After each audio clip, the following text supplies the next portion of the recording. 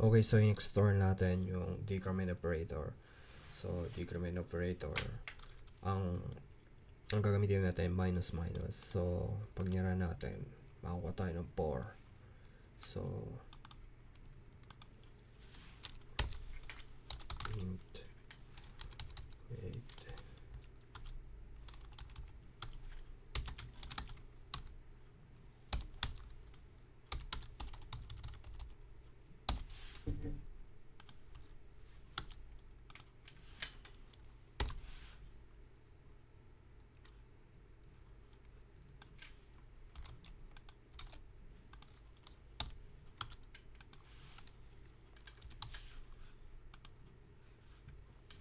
Okay, so ang tatanda lang na sa mga operator na di ba pinag natin yung increment, plus plus, ito naman minus minus.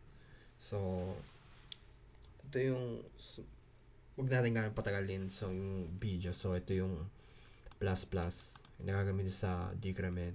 So, tandaan nyo lang to. So, yun, doon na tayo sa next tutorial natin.